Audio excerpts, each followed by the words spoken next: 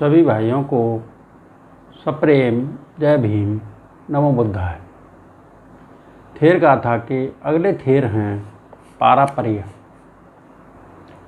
पारापर्य की कथा प्रथम निपात में आई है। वहाँ पर भगवान बुद्ध के परिनिर्वाण के पहले पारापर्य ने जो दान प्रकट किया था उसका उल्लेख है। भगवान के महापरिनिर्वाण के बाद पारापर्य स्थिविर ने भविष्य के भिक्षुओं की दशा को लक्ष्य करके इन विचारों को प्रकट किया था।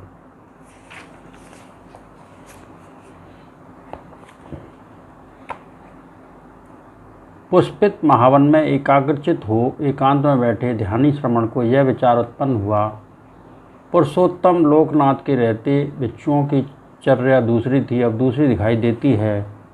ठंडी हवा से बचने के लिए, शारीरिक लज्जा को ढकने के लिए तन भर कपड़े पहनते थे और जो कुछ मिलता था उससे संतुष्ट रहते थे। प्रणीत या रुक्ष, अल्प या बहुत भोजन पाकर केवल जीवन यापन के लिए भोजन करते थे। ये लालायित और आसक्त नहीं रहते थे। जीवन के लिए आवश्यक वस्तुएं और औषधि के सेवन में वे उतने अधिक उत्सुक नहीं थे जितने कि आश्रमों के 6 में। अरण्य में पेड़ों के नीचे कंदराओं और गुफाओं में एकांत में ध्यान करते थे, उसी में रत हुए वास करते थे।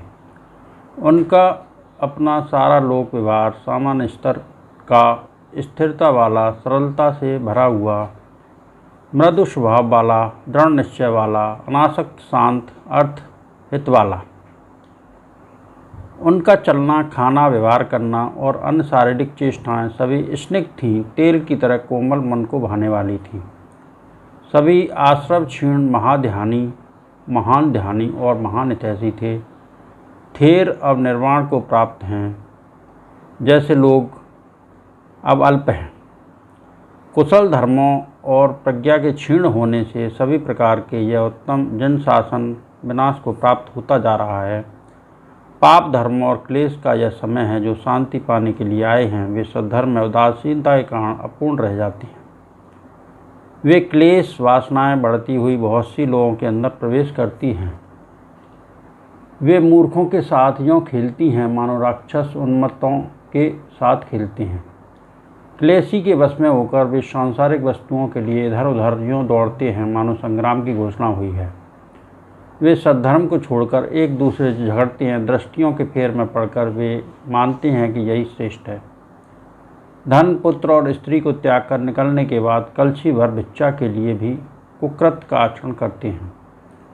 वे पेट भर भोजन का ऊर्ध्वमुख सीधे ऊपर मुँह करके सोते हैं। जागने पर ऐसी बातचीत करने लगते हैं कि शास्त्रा द्वारा गर्हित निंदनीय है। कारीगरों के सब शिल्पों को बड़े सम्मान के साथ सीखते हैं। अंतर को शांत किए बिना ही श्रमण का धर्म समझ बैठते हैं। मिट्टी, तेल, चूर्ण, जल, आसन और भोजन गृहस्थों को देते हैं और उससे अधिक की आकांक्षा करते हैं। दत्तवन, कैथा, पुष्प, खाद्य, स्वादिष्ट भिक्षा, आम और अम्ल खट्टी की वस्तुएं भी देते हैं। वे औषधि के लिए विषयों में वैद्यों की तरह हैं, काम धाम में गृहस्थों की तरह हैं, विभूषण में गणकाओं की तरह हैं और प्रताप में क्षत्रियों की तरह हैं। वे धूर्त हैं, वंचनिक हैं, ठग हैं और असंयमी हैं। वे अनेक प्रकार से आमिष का उपभोग करती हैं। लोभ के फेर में पड़कर वे अनुचित ढंग से उपाय से दौड़ते हुए जीविका के लिए बहुत धन बटोरते हैं। लोगों की सेवा काय से करते हैं, धर्म से नहीं। दूसरों को धर्म उपदेश देते हैं अपने लाभ के लिए, न कि उनके अर्थ के लिए। संघ के बाहर रहकर संघ के लाभ के लिए झगड़ते हैं, पर लाभ से जीविका करते हुए निर्लज्ज लज्जा नहीं मानते। इस प्रकार अनुचित में लगे हुए कुछ मुंडेर चीवर धारण का सम्मान की इच्छा करते हैं। वे लाभ सत्कार में मूर्छित मदमय हैं। इस प्रकार अनेक संकटों से युक्त इस समय पहले की तरह अप्राप्ति की प्राप्ति या प्राप्ति की रक्षा सुकर नहीं।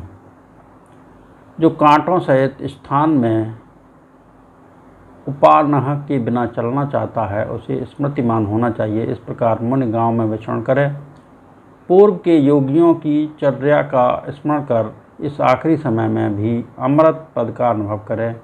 यह कहकर साल भर में संयम इंद्रिय श्रेष्ठ श्रवण पुनर्जन्म क्षीण ऋषि पर निर्वाण को प्राप्त हुआ। 17वां निपात 20वां वर्ग 32वां वर्ग फुष्य। अगले थीर हैं फुष्य।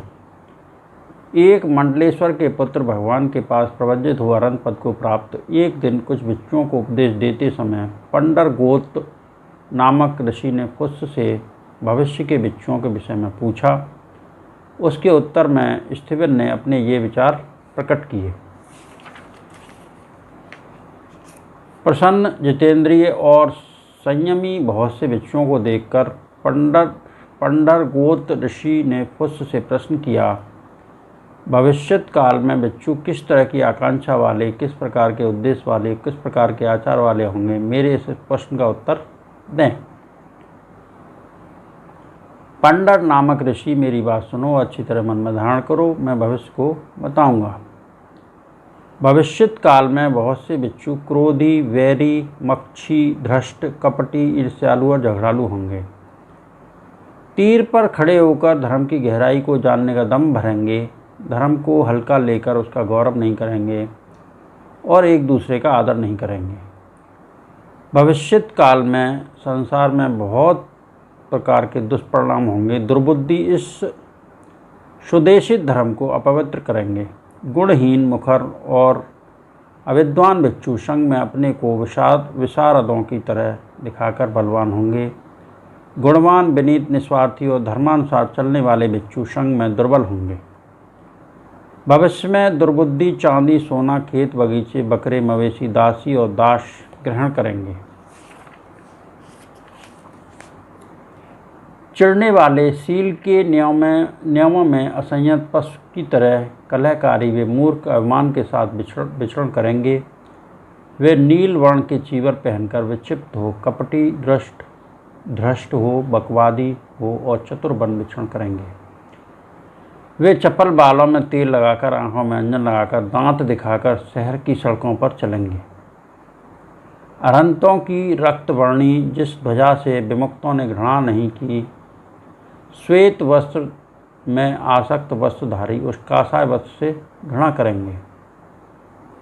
आलसी और अनुद्योगी लाभ की इच्छा करेंगे। वन प्रदेशों को कष्टदायी समझकर वे गांव के निकट रहेंगे। सदा मिथ्या आजीविका में रत हो, जो लाभ प्राप्त करेंगे उनका अनुसरण कर असंयमी हो, वे विचरण करेंगे। जो लाभ नहीं पाएंगे वे पूज्य नहीं होंगे। वे उस समय प्रियशील ज्ञानियों की संगत नहीं करेंगे। वे अपनी ध्वजा की अवहेलना करते हुए काले रंग के चीवर पहनेंगे। कुछ लोग तीर्थकों को श्वेत वर्दी को पहनेंगे।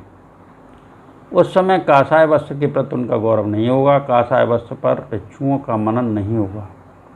स्थिविर ने छद्दंत जातक का उदाहरण देते हुए आगे कहा, दुख के वश में होने पर भी, तीर के लगने से पीड़ित होने पर भी छद्दंत हाथी को महान और विवेकपूर्ण विचार उत्पन्न हुए।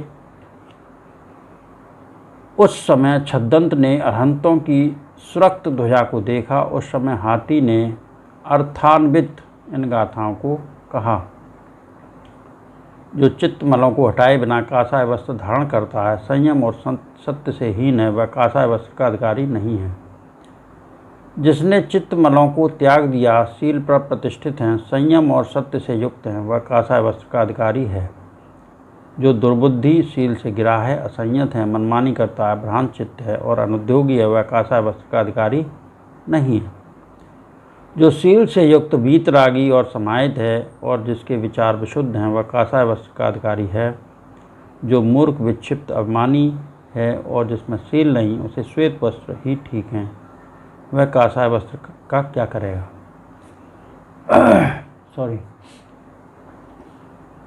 भविष्य में दुष्ट चित्त और आदर रहित भिक्षु तथा भिक्षुणी स्थिर और मैत्री चित्त वालों भिक्षु भिक्षुणियों को सताएंगे। थेरों द्वारा चीवर धारण करना सिखाए जाने पर भी असंयत और मनमानी करने वाले वे मूर्ख उन्हें नहीं सुनेंगे। इस प्रकार शिक्षित एक दूसरे का गौरव न करने वाले वे मूर्ख सारथी की बातों को न सुनने वाले दुष्ट घोड़े की तरह उपाध्याय को नहीं सुनेंगे। भविष्यत काल में अंतिम समय में भिक्षुओं और भिक्षुणियों की ऐसी चर्या होगी जिससे वे गिरने लगेंगे। आने वाले समय में इस प्रकार महान विपत्ति आएगी, उसके पहले नम्र हो, विनीत हों और एक दूसरे को गौरव करें। मैत्री चित्त युक्त हों, कारुणिक हों, शील के नियमों में संयत हों, उद्योगी हों, निर्माण में रत हों और नित्य दृढ़ पराक्रमी हों।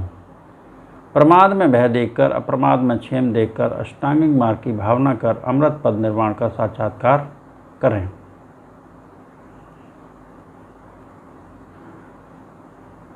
इन थेर ने जो भी भविष्य के बिच्छुओं के बारे में कहा है वह आज आप सभी साधक देख रहे हैं।